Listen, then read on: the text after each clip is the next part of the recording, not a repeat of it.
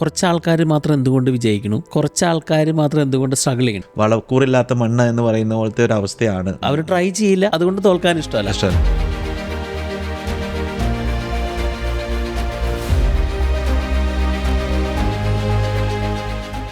നമ്മുടെ ലൈഫിനെ പുറകിലോട്ട് വലിക്കുന്ന ഏറ്റവും വലിയൊരു ഫാക്ടറാണ് സംഭവം. ഒരു പരിധി വരെ ആൾക്കാർക്ക് മനസ്സിലാവാറുമില്ല. അതൊരു സ്റ്റാറ്റിക് ഫീലിംഗാണ്. നമുക്ക് സക്സസ്ഫുൾ ആവണമെങ്കിൽ ഇത് ഉണ്ടായേ പറ്റൂ.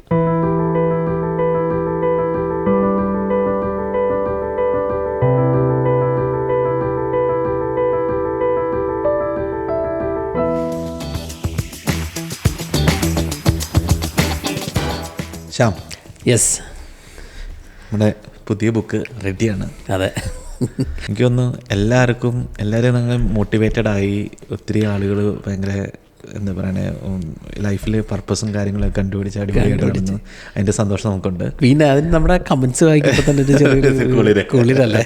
ഓക്കെ, ഇന്നത്തെ ബുക്കും അതിനെ ഒന്ന് ബൂസ്റ്റ് ചെയ്യുന്ന ടൈപ്പ് ബുക്കാണ്. അതെ. ബുക്കിൻ്റെ പേരാണ് മൈൻഡ് സെറ്റ്. അതെ, കാരൽ ഡ്വെക്ക് എന്ന ഒരു ഫേമസ് ഓതർ എഴുതിയ ബുക്കാണ്. ബുക്കിലെ കാര്യങ്ങളെല്ലാം പലതും കേൾക്കുമ്പോൾ നല്ല കാവ്യം കേട്ടിട്ടുള്ളതെന്ന് തോന്നുന്നു. പക്ഷേ ഇതിൻ്റെ ഒരു വേറൊരു വേർഷനാണ് കാരൽ ഡ്വെക്ക് പറയുന്നത്. മൈൻഡ് സെറ്റ് ഒരു പ്രോപ്പർ മൈൻഡ് സെറ്റ് ഉണ്ടാക്കാം, എങ്ങനെ അത് വെച്ച് നമുക്ക് ലൈഫിൽ സക്സസ്ഫുൾ ആവാം. പിന്നെ നമ്മൾ ജസ്റ്റ് ഒന്ന് ഡിസ്കസ് ചെയ്യാൻ പോകുന്നത് എങ്ങനെ കേരളത്തിലെ ഇപ്പോഴത്തെ യുവാക്കൾക്ക് നമുക്ക് എങ്ങനെ അത് യൂസ് ചെയ്യാം, എങ്ങനെ ഒരു ഓൺട്രപ്രനറിന് അത് യൂസ് ചെയ്യാം എന്നൊക്കെയുള്ള കാര്യങ്ങളാണ് നമ്മൾ ഡിസ്കസ് ചെയ്യാൻ ഉദ്ദേശിക്കുന്നത്. Straight into our first question.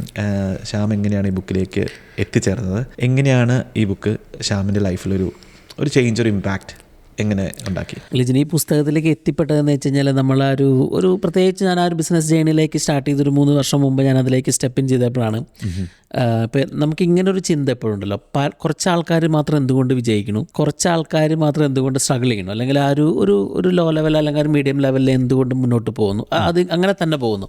ഞാൻ സത്യത്തിൽ പറഞ്ഞു കഴിഞ്ഞാൽ വിജയിച്ച ആൾക്കാരനെ പഠിച്ചുകൊണ്ടിരിക്കുകയായിരുന്നു. എങ്ങനെയാണ് അവർ വിജയിച്ചുകൊണ്ടിരിക്കുന്നത്, അല്ലെങ്കിൽ എങ്ങനെയാണ് അവർ ലൈഫിൽ മുന്നേറിക്കൊണ്ടിരിക്കുന്നത്, എങ്ങനെയാണ് അവർ അച്ചീവ് ചെയ്തുകൊണ്ടിരിക്കുന്നത് എന്നുള്ളത്. അപ്പോൾ എൻ്റെ ഒരു മെൻറ്റർ ഉണ്ട്, എൻ്റെ ഒരു ഫൈനാൻഷ്യൽ കാര്യങ്ങളിൽ എനിക്ക് ഹെൽപ്പ് ചെയ്യുന്ന ഒരു മെൻറ്റർ ഉണ്ടായിരുന്നു. അപ്പോൾ ആളാണ് എനിക്ക് ഇങ്ങനെ ഒരു ബുക്ക് സജസ്റ്റ് ചെയ്തത്. അപ്പോൾ ആൾക്കത് വായിച്ചതിന് ശേഷം ജീവിതത്തിൽ ഒത്തിരി മാറ്റങ്ങളുണ്ടായി. അപ്പോൾ ആള് പറഞ്ഞത്, ഞാൻ പണ്ട് ഇങ്ങനെ കുറേ കാര്യങ്ങളൊന്നും എന്നെ കൊണ്ട് പറ്റില്ല എന്ന് വിചാരിച്ചു കൊണ്ടിരുന്ന ഒരാളായിരുന്നു, പ്രത്യേകിച്ചും പൈസ ഉണ്ടാക്കുക എന്ന് പറഞ്ഞ സംഭവം.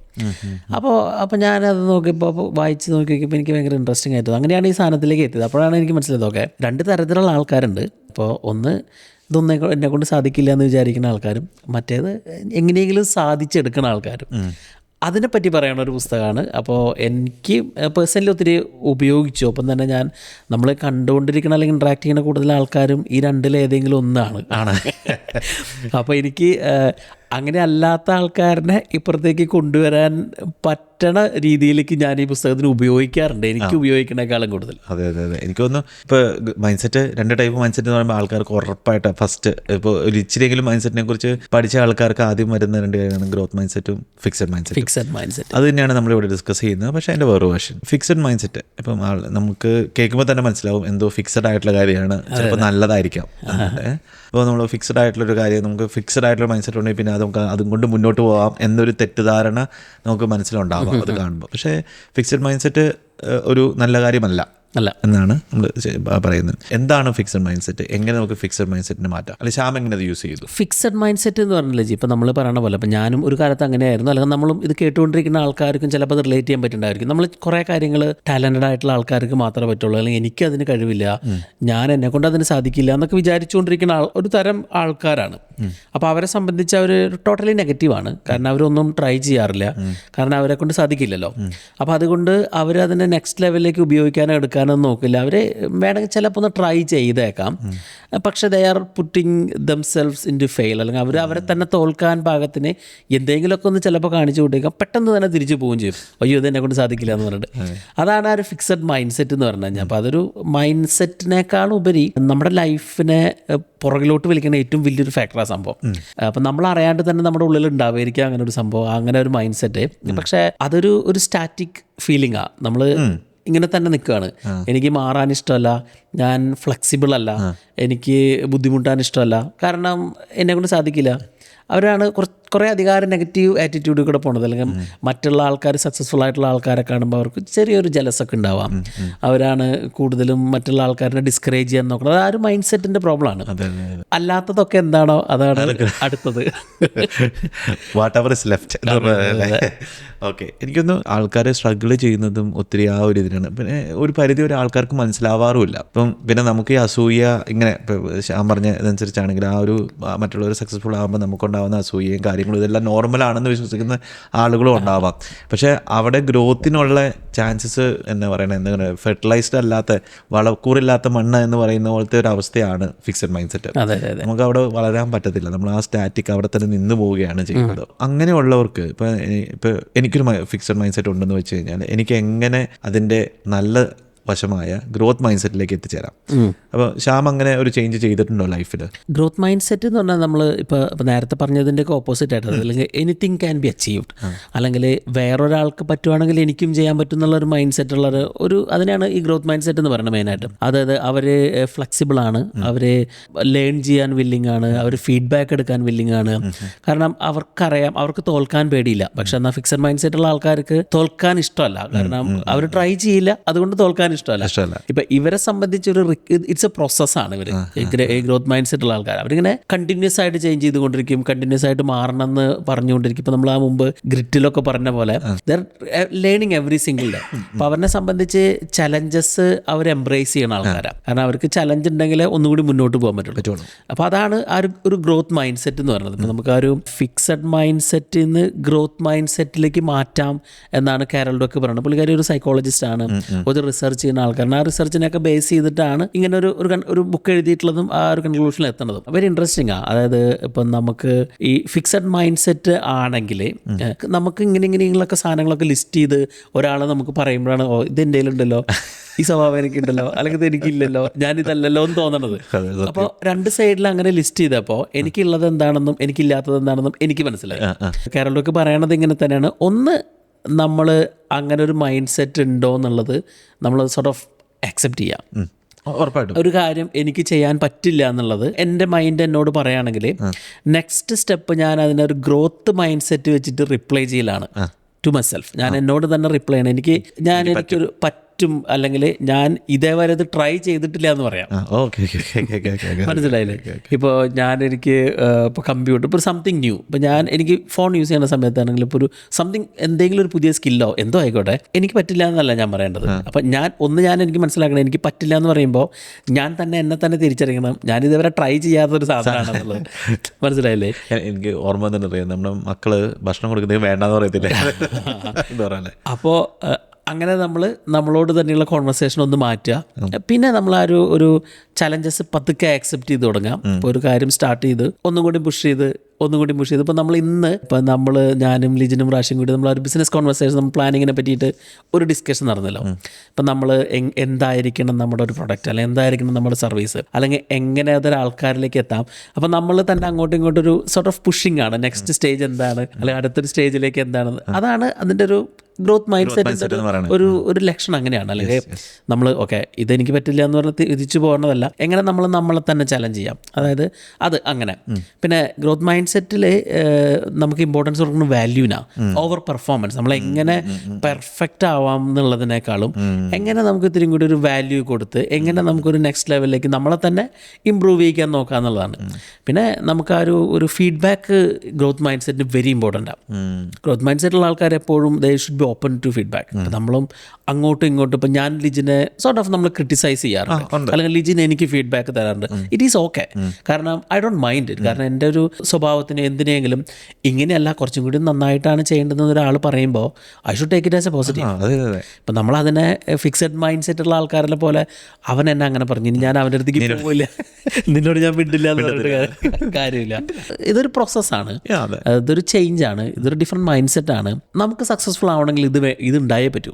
ഇപ്പം നമ്മൾ ഒത്തിരി ഇൻ്റർവ്യൂസ് എല്ലാം കാണുമ്പോഴാണെങ്കിലും ചില ആൾക്കാർ എന്തൊരു രസമായിട്ടായിരിക്കും, അല്ലെങ്കിൽ സക്സസ്ഫുൾ ആയിട്ടുള്ള ബിസിനസ് ആൾക്കാരൊക്കെ ആ ഫീഡ്ബാക്കിനെ എടുക്കുന്നത്, അല്ലെങ്കിൽ എന്തോരം താഴെയുള്ള ഒരാൾ ഇൻ്റർവ്യൂ ചെയ്യുകയാണെങ്കിലും വെരി പൊളൈറ്റ്ലി അത് കാര്യങ്ങൾ ഡീൽ ചെയ്യണതൊക്കെ കാണുമ്പോൾ പുച്ഛം ഇല്ലാണ്ട് അതിനോട് റിപ്ലൈ ചെയ്യണതൊക്കെ ഒരു സോർട്ട് ഓഫ് ലേണബിൾ സ്കില്ലാണെന്നാണ് കാരൽ ഡ്വെക്ക് പറയുന്നത്. എനിക്കൊന്ന് ഗ്രോത്ത് മൈൻഡ് സെറ്റ് ക്രിയേറ്റ് ചെയ്യുന്ന ഇപ്പം ശ്യാമത് ഈസി ആയിട്ട് പറഞ്ഞെങ്കിലും പക്ഷേ നമുക്ക് ഒരു ഡെലിബറേറ്റ് എഫേർട്ട് അതിന് വേണം. പിന്നെ എന്നാലും നമുക്കത് ആദ്യം ഫസ്റ്റ് പറഞ്ഞു തന്നെയാണ് ആദ്യത്തെ കാര്യം, നമ്മൾ മനസ്സിലാക്കുക നമ്മുടെ സക്സസ്സിനെ സ്റ്റോപ്പ് ചെയ്യുന്നത് ഇതാണ് എന്ന് മനസ്സിലാക്കി കഴിഞ്ഞ് കഴിഞ്ഞാൽ നമുക്ക് അതിൻ്റെ അക്കരെ കടക്കാൻ വേണ്ടിയിട്ട് നമുക്ക് വഞ്ചി സ്റ്റാർട്ട് ചെയ്യാൻ പറ്റും എന്ന് തോന്നുന്നു.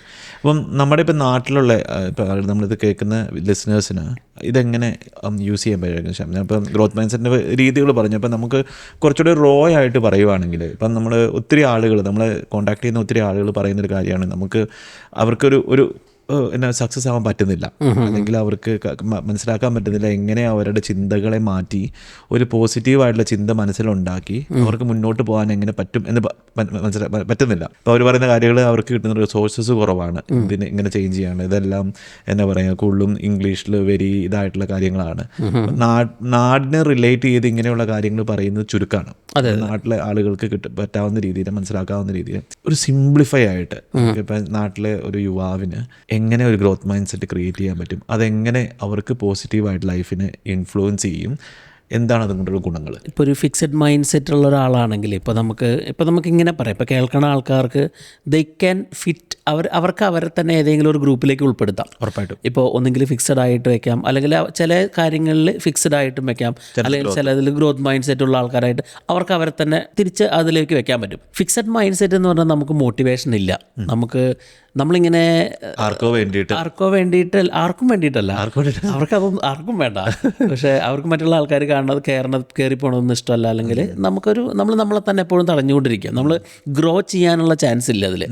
എന്നാൽ ഗ്രോത്ത് മൈൻഡ് സെറ്റ് ഉള്ള ആൾക്കാരെന്ന് വെച്ച് കഴിഞ്ഞാൽ കേരളമൊക്കെ പറയുന്നത് ഇതൊരു ലേണബിൾ സ്കില്ലാണ്, നമുക്ക് പഠിച്ചെടുക്കാവുന്ന ഒരു സ്കില്ലാണ് ഈ ഗ്രോത്ത് മൈൻഡ് സെറ്റ് എന്ന് പറയുന്നത്. ഇപ്പോൾ നമ്മൾ നാട്ടിലാണെങ്കിലും പ്രത്യേകിച്ച് നമ്മളൊരു കൂടുതലും നമ്മൾ ഹണ്ട് ചെയ്യണതൊക്കെ ഒരു ടൈറ്റിലിന് വേണ്ടിയിട്ടല്ല. ഇപ്പോൾ സ്കൂള് കാലം തൊട്ടേ തന്നെ നമ്മൾ പിള്ളേർ നിനക്ക് റാങ്കാണ് വേണ്ടത്, അല്ലെങ്കിൽ ഇന്ന ജോലിയാണ് വേണ്ടത്. പക്ഷേ ആ ഒരു പ്രോസസ്സിനെ പറ്റി എവിടെയും പറയുന്നില്ല.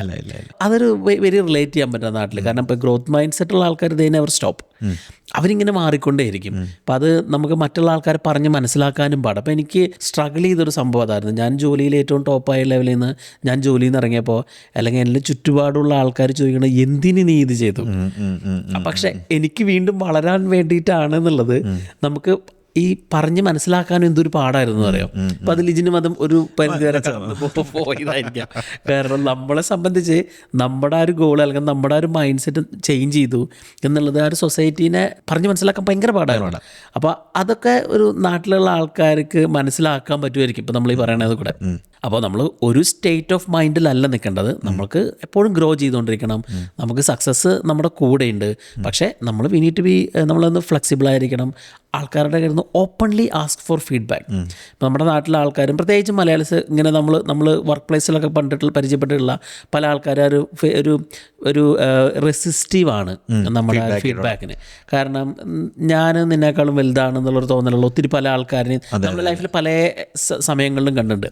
അപ്പോൾ ഞാൻ എൻ്റെ ലൈഫിൽ എൻ്റെ കരിയറിൽ ഞാനത് അപ്ലൈ ചെയ്തിട്ടുള്ളത്. കാരണം എനിക്ക് ഒന്ന് മുന്നോട്ട് പോകണമെങ്കിൽ I would go and ask for feedback. ഇപ്പോൾ ഒരാളുടെ അടുത്ത് ഞാൻ ലിജിൻ്റെ അടുത്ത് ഒരു കാര്യത്തിനോട് ഫീഡ്ബാക്ക് തരുവാണെങ്കിൽ ഐ ആം വാല്യൂയിങ് യു, ഞാൻ ലിജിനെ വാല്യൂ ചെയ്യാണ്, അല്ലെങ്കിൽ ലിജിൻ്റെ കഴിവിനെ ഞാൻ വാല്യൂ ചെയ്യാണ്. അപ്പോൾ ആ തരുന്ന ഫീഡ്ബാക്കിനെ കൊണ്ട് എനിക്ക് ഇമ്പ്രൂവ് ആവണതിനൊപ്പം തന്നെ ഞാനും ലിജിനും നമ്മൾ ആ ഒരു റാപ്പ് ഒന്ന് ചേഞ്ച് ആവുക, നമ്മളൊരു ഓപ്പൺ ഒരു കോൺവെർസേഷനിലേക്ക് അല്ലെങ്കിൽ ഇത്തിരി കൂടി ഒരു ബോണ്ടഡ് ആവുകയാണ്. നമ്മുടെ നാട്ടിൽ അങ്ങനെ ഒരു സിസ്റ്റം ഉണ്ട് എന്നുകൊണ്ട് അങ്ങനെ ഓപ്പണായിട്ട് ആരും ഫീഡ്ബാക്ക് കൊടുക്കാറില്ല, അല്ലെങ്കിൽ അതാണ് അല്ലെങ്കിൽ ഒരു സ്ട്രക്ചേർഡ് ആയിട്ടുള്ള ഫീഡ്ബാക്കിലേക്ക് കാര്യങ്ങൾ ഒതുങ്ങി പോകുന്ന ഒരവസ്ഥ ഉണ്ടാവുകയാണ്. ഇപ്പം നമുക്ക് പോയിട്ട് നമുക്ക് ഇപ്പോൾ ഞാനിപ്പോൾ എനിക്ക് റിലേറ്റ് ചെയ്യുന്ന കാര്യം വെച്ചാൽ നമ്മൾ ചിലപ്പം കൂടെ വർക്ക് ചെയ്യുന്നവരോട് പോയിട്ട് ഇന്ന പ്രൊജക്റ്റ് ചെയ്യുവാണ് അല്ലെങ്കിൽ ഇന്ന കാര്യം ചെയ്യുവാണ്, നിനക്ക് എന്താ തോന്നുന്നത്? ഇപ്പം ആളുകളപ്പോൾ ഓർക്കുന്നത് ശ്യാം പറഞ്ഞ പോലെ ഓക്കെ എനിക്ക് ഇവന് വലിയ കാര്യമൊന്നും അറിവൊന്നുമില്ല അതുകൊണ്ടാണ്. പക്ഷെ അതല്ല, നമ്മൾക്ക് അടുത്ത ലെവലിലേക്ക് പോകണമെങ്കിൽ നമ്മൾ ആ ഓരോ ബോക്സും ടിക്ക് ചെയ്യണമല്ലോ. പിന്നെ അല്ലാണ്ട് ഇപ്പം നമ്മുടെ വീഡിയോ തര കേൾക്കുന്ന ആൾക്കാർ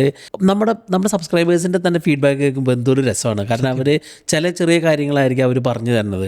നമുക്കൊരു ഇറ്റ് മീൻസ് എ ലോട്ട്. നമ്മൾ അങ്ങനെയാണ് പഠിക്കുന്നത്. നമ്മളും എല്ലാം അറിഞ്ഞുകൊണ്ടുള്ള ആൾക്കാരല്ല, നമ്മളെല്ലാം അറിയേണ്ട ആവശ്യമില്ല. നമ്മൾ പഠിക്കാമല്ലോ, നമ്മൾ എവറി ഡേ നമ്മൾ ആ ഒരു ഇൻട്രാക്ഷനിൽ കൂടെയാണല്ലോ നമ്മൾ കാര്യങ്ങൾ പഠിക്കുന്നത്. പിന്നെ ഇതിൽ വെരി ഇമ്പോർട്ടൻ്റ് ആയിട്ടുള്ളൊരു കാര്യമുണ്ട്. ഇപ്പം നമ്മുടെ നാട്ടിലാണെങ്കിലും ഇപ്പം നമ്മൾ നേരത്തെ പറഞ്ഞ പോലെ കുട്ടികളെ തന്നെ മാനേജ് ചെയ്യുമ്പോൾ ഇപ്പോൾ ഇതിൽ പറയേണ്ടത് don't praise for the results. ഇപ്പോൾ നമ്മളൊരു കുട്ടി ഒരു അച്ചീവ്മെൻ്റ് ആയിട്ട് വരികയാണെങ്കിൽ എന്തെങ്കിലും ഒരു റാങ്ക് ആയിട്ട് വരികയാണെങ്കിൽ നമ്മൾ അതിനെയല്ല പ്രൈസ് ചെയ്യേണ്ടത്, നമ്മൾ ആ ഒരു പ്രോസസ്സിന് അല്ലെങ്കിൽ അതിലെടുത്ത എഫേർട്ടിനെ പ്രൈസ് ചെയ്യാനാണ് പറയണത്. കാരണം പ്രൈസിങ് ചിലപ്പോൾ നമ്മളെ നശിപ്പിക്കുന്ന പറയണത്, മനസ്സിലായില്ലേ? പക്ഷേ എഫേർട്ടിനെ കാണുക, റിസൾട്ടിനേക്കാളും എഫേർട്ടിനെ ഫോക്കസ് ചെയ്യുക. മനസ്സിലായില്ലേ? മനസ്സിലായി. പല ബുക്കുകളിലും പറയുന്നുണ്ട്, പക്ഷെ നമ്മൾ ആ ഒരു ഇതിന് എപ്പോഴും ആ റിസൾട്ടിൽ ഫോക്കസ്ഡ് ആയി പോകുന്നുണ്ട് ആളുകളാണ് കൂടുതലും. അതെ, ഇപ്പോൾ ഒരാളൊരു ഓട്ടത്തിൽ ഫെസ്റ്റായി വന്നെങ്കിൽ അവനെ അതിനെടുത്ത എഫേർട്ടിനെയാണ് നമ്മൾ അപ്രീഷിയേറ്റ് ചെയ്യേണ്ടത്, അല്ലെങ്കിൽ പ്രൈസ് ചെയ്യേണ്ടത്. അല്ലാണ്ട് നമ്മൾ ടൈറ്റിലല്ല വേണ്ടത്.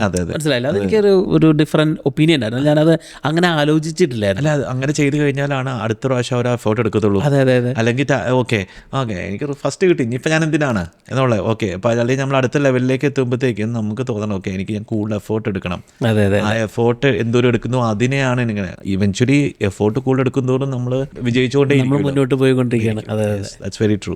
ഇതിപ്പം നമ്മളൊരു ബിസിനസ്സിന് ഇപ്പം നമ്മൾ ഓൺടർപ്രണേഴ്സ് ആണ്. അപ്പം ഇങ്ങനെ ഇത് നമ്മളോട് ചോദിക്കുന്ന ഒത്തിരി ആളുകളും ഓൺടർപ്രണേഴ്സ് ആവണം എന്നാഗ്രഹിക്കുന്നു. ഇപ്പം കേരളത്തിൽ തന്നെ 70% ആളുകൾക്കും സ്വന്തമായിട്ട് ഇതിന് ചെയ്യണം എന്നുള്ളതാണ്. സോ ആ 70% ആളുകൾക്ക് വേണ്ടിയിട്ട് ചോദിക്കുകയാണ്. അപ്പം നമുക്ക് ഈ ഗ്രോത്ത് മൈൻഡ് സെറ്റ് എങ്ങനെ നമുക്കൊരു ബിസിനസ്സിൽ അപ്ലൈ ചെയ്യാൻ പറ്റും? ഇപ്പം നമ്മൾ ഒത്തിരി അത് ചെയ്യാറുണ്ട്, പക്ഷേ ഒരു കുറച്ചുകൂടെ ഒരു തുടക്കക്കാർക്ക് എങ്ങനെ എവിടുന്ന് സ്റ്റാർട്ട് ചെയ്യാം, എങ്ങനെ ഇതിനെ അപ്ലൈ ചെയ്യാം, എങ്ങനെ അത് ബിസിനസ്സിനെ സഹായിക്കും? ഗ്രോത്ത് മൈൻഡ് സെറ്റ് നമുക്ക് ബിസിനസ്സിന് സൂട്ടബിൾ അല്ല.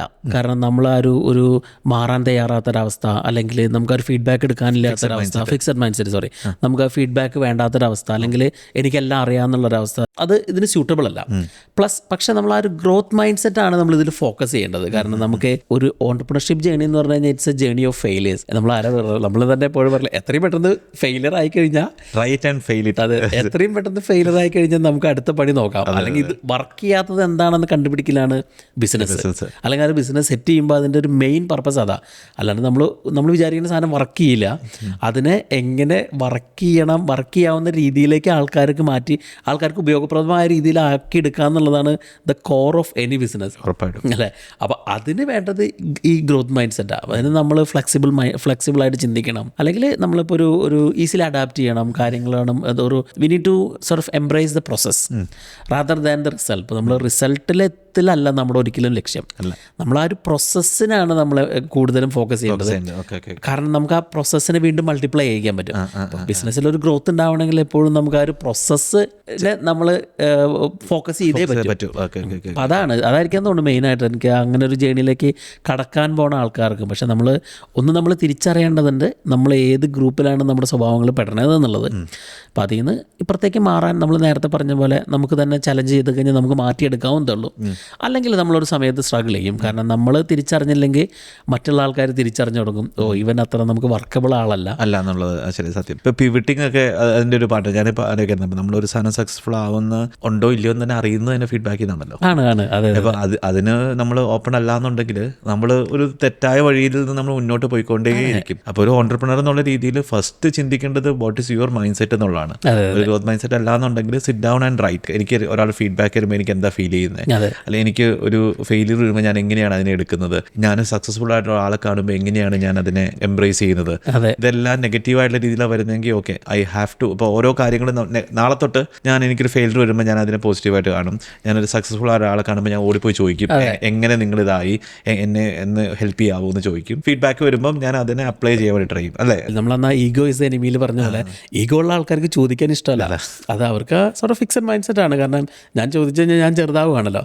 അപ്പോൾ അതിനെ ആ ഒരു ഓപ്പൺ മൈൻഡ് സെറ്റ് അല്ലെങ്കിൽ ഗ്രോത്ത് മൈൻഡ് സെറ്റ് ആണ് സക്സസ്ഫുൾ ആവണമെങ്കിൽ വേണ്ടത്. ഇപ്പം നമ്മളാണെങ്കിലും ആ ഒരു ബിസിനസ് ജേണിയിൽ ഇൻട്രാക്ട് ചെയ്തിട്ടുള്ള ആൾക്കാരെല്ലാം they are very highly growth mind set ഉള്ള ആൾക്കാർ. They are givers more than takers. അല്ല, നമ്മൾ എടുക്കണേക്കാൾ അവർ കൊടുക്കാൻ റെഡി ആയിട്ടുള്ള ആൾക്കാർ കൊടുത്തിട്ടേ എടുക്കുള്ളൂ. പക്ഷേ എങ്കിലും നമ്മൾ സംസാരിക്കുമ്പോഴാണെങ്കിൽ പോലും അവർ ദേ ആർ അപ്രോച്ചബിൾ ആണ്, ഹാപ്പി ടു ഹെൽപ്പ് ആണ്, അല്ലേ? എന്നാൽ ഫിക്സഡ് മൈൻഡ് സെറ്റിന് അതിൻ്റെതായ പ്രശ്നങ്ങളുണ്ട്. നമ്മൾ എത്രയും പെട്ടെന്ന് നമ്മളിത് തിരിച്ചറിഞ്ഞില്ലെങ്കിൽ നമ്മൾ നേരത്തെ പറഞ്ഞ പോലെ ആൾക്കാർ തിരിച്ചറിഞ്ഞു തുടങ്ങും, പിന്നെ നമുക്ക് ബുദ്ധിമുട്ടാവും. അതെ അതെ ഉറപ്പായിട്ടും വെരി വെരി ഇൻട്രസ്റ്റിംഗ് ആയിട്ടുള്ള ഒരു ഇതാണ്. ഇപ്പം ഈ ഒരു നമ്മളെ ഒരു റിച്വൽ പോലെ നമ്മൾ ഈ ഒരു ബുക്കിനകത്ത് നിന്ന് ശ്യാമിന് ഒരു കാര്യം എടുക്കുകയാണെങ്കിൽ വാട്ട് വാസ് ഇറ്റ്? എനിക്ക് തോന്നുന്നത് ഇതായിരിക്കും ലിജി, നമ്മൾ ഇതിലിങ്ങനെ പറയേണ്ടത് ഒരു effort is what makes you talented. അതായത് നമ്മളിടുന്ന എഫേർട്ടാണ് നമ്മളെ ടാലൻറ്റഡ് ആക്കുന്നത്. അല്ലാണ്ട് നമ്മുടെ ഒരു മൈൻഡ് സെറ്റ് ടാലൻ്റ് അല്ല, ടാലൻ്റ് ഓട്ടോമാറ്റിക്കലി ഉണ്ടാവണതല്ല. നമ്മൾ എഫേർട്ട് ഇട്ടാലേ നമ്മൾ സ്മാർട്ടും അല്ലെങ്കിൽ ടാലൻറ്റഡ് ആവുള്ളൂ. അതെനിക്കൊരു ഇഷ്ടപ്പെട്ട കൺസെപ്റ്റ്. അത് നമ്മളെ ലൈഫിൽ നമ്മളെപ്പോഴും ട്രൈ ചെയ്യാറുള്ളതാണ്. കണ്ടിന്യൂസ് ആയിട്ട് നമ്മൾ എഫേർട്ട് ഇട്ടാൽ തന്നെ നമുക്ക് ആ ഒരു റിസൾട്ട് കിട്ടുള്ളൂ, ലൈഫിൽ സക്സസ്ഫുൾ ആവാനും പറ്റുള്ളൂ. അല്ലെങ്കിൽ നമ്മളിങ്ങനെ ആ ഒരു റൗണ്ട് ആൻഡ് റൗണ്ട് ആയിട്ട് ഇങ്ങനെ തിരിച്ച് മറിഞ്ഞ് വരിക തന്നെ ഉള്ളൂ. ഇത് കേട്ടിരിക്കുന്ന നിങ്ങൾക്ക് തോന്നുവാണ് നിങ്ങൾക്ക് എന്ത് മൈൻഡ് സെറ്റ് ആണെന്ന് നിങ്ങൾക്കൊന്ന് കമൻറ്റ് ചെയ്യാൻ പറ്റുമോ? അപ്പം if you are Brave enough, നിങ്ങൾക്ക് ഇപ്പോൾ ഫിക്സഡ് ആണോ ഗ്രോത്ത് ആണോ എന്നുള്ളത്, നിങ്ങൾ തന്നെ ഗ്രോത്ത് മൈൻഡ് സെറ്റ് ആണോ ഉള്ളതെന്നുള്ളത് നിങ്ങൾ താഴെ ഒന്ന് കമൻറ്റ് ചെയ്യുക. എന്നിട്ട് നമുക്കിപ്പോൾ ഫിക്സഡ് മൈൻഡ് സെറ്റ് ഉള്ളവരാണെങ്കിൽ നമുക്ക് let see what we can do. നമുക്ക് ഇതിലേക്ക് എത്തിച്ചേരാൻ പറ്റുന്നുണ്ടോ, അപ്പോൾ ഇതിനകത്ത് എന്തെങ്കിലും അപ്ലൈ ചെയ്യാൻ പറ്റുന്ന ആയിട്ട് തോന്നുവാണെങ്കിൽ ആ കാര്യങ്ങളും കൂടെ ഒന്ന് മെൻഷൻ ചെയ്ത് കഴിഞ്ഞാൽ അത് ആളുകൾക്ക് മനസ്സിലാവാം എന്തൊരു ആളുകൾക്കാണ് ഈ ഫിക്സഡ് മൈൻഡ് സെറ്റ് ഉള്ളത്, എന്തൊരു പേർക്കാണ് ഗ്രോത്ത് മൈൻഡ് സെറ്റ് ഉള്ളത്. പിന്നെ ഇറ്റ് ഈസ് ഓക്കെ, നമ്മൾ തിരിച്ചറിയാത്തതായിരിക്കാം. നമ്മുടെ ചില സ്വഭാവങ്ങൾ ആരെങ്കിലും ഓർമ്മിപ്പിക്കുമ്പോഴായിരിക്കും നമുക്ക് തിരിച്ചറിയണത്. അല്ലേ, every transformation start by knowing yourself. എവിടെ നിന്ന് എന്തെങ്കിലും ഒരു തോട്ട് നിന്നാണ് ലൈഫ് മൊത്തത്തിൽ ചേഞ്ച് ആയി പോകുന്നത്. അപ്പം നിങ്ങളുടെ ലൈഫും ചേഞ്ച് ആവട്ടെ, ഇതിൽ നിന്ന് നമ്മൾ ആഗ്രഹിക്കുന്നു, വിശ്വസിക്കുന്നു. വീഡിയോ ഇഷ്ടപ്പെട്ട് കഴിഞ്ഞാൽ പ്ലീസ് സബ്സ്ക്രൈബ്. നിങ്ങൾ സബ്സ്ക്രൈബ് ചെയ്തിട്ടില്ല എന്നുണ്ടെങ്കിൽ കമൻറ്റ് ചെയ്യുക, ലൈക്ക് ചെയ്യുക. നിങ്ങൾക്ക് എന്തെങ്കിലും ഫീഡ്ബാക്ക് ഉണ്ടെങ്കിൽ ഞങ്ങൾ ഡയറക്റ്റായിട്ട് കോൺടാക്ട് ചെയ്യാം. വാട്സപ്പ് ചെയ്യാം. ഞങ്ങൾ വാട്സപ്പ് നമ്പർ നമ്മുടെ ഡിസ്ക്രിപ്ഷനിലുണ്ട്. പിന്നെ വാട്സപ്പ് ഗ്രൂപ്പിൽ ജോയിൻ ചെയ്യണമെന്ന് ആഗ്രഹം ഉണ്ടെങ്കിൽ അതും ഡിസ്ക്രിപ്ഷനിലുണ്ടാവും. ഒത്തിരി നല്ല ഡിസ്കഷൻസ് ഒക്കെ അവിടെ നടന്നുകൊണ്ടിരിക്കുന്നുണ്ട്. Very grateful and thankful. ആൾക്കാർ ചേഞ്ച് ചെയ്യണതും അതെ ലെറ്റ്സ് ഗ്രോ ടുഗദർ എന്ന് നമ്മൾ പറഞ്ഞ കാര്യം ആളുകൾ എടുത്ത ആ ഇതുണ്ടല്ലോ, എംബ്രേസ് ചെയ്ത ആ ഒരു പവർ, ദാറ്റ് വാസ് ഗ്രേറ്റ്. എനിക്ക് ആളുകൾ അങ്ങോട്ടും ഇങ്ങോട്ടും ഹെൽപ്പ് ചെയ്ത് തന്നെ എല്ലാവരും ചേഞ്ച് ചെയ്യണം, എല്ലാവരും മാറണം, അല്ലെങ്കിൽ ഒരു നല്ല ലൈഫ് എല്ലാവർക്കും വേണം എന്നുള്ള ആൾക്കാരാണ്. ഐ തിങ്ക് നമ്മളൊരു ഗ്രേറ്റ്ഫുൾ ആണ് അത്ര ഒരു കമ്മ്യൂണിറ്റിയിൽ എത്തിപ്പെടാൻ പറ്റിയതല്ല. അങ്ങനെയുള്ള ആളുകൾ നമ്മുടെ അടുത്ത് എത്തിച്ചേർന്നതും. അതെ വി ആർ ഗ്രോയിങ് അല്ലേ. ഉറപ്പായിട്ടും. ഓക്കെ, അപ്പോൾ താങ്ക് യു എവരി വൺ. അപ്പോൾ അടുത്ത ബുക്ക് കൊണ്ട് ഞങ്ങൾ വരുന്നവരെ ബൈ. Thank you.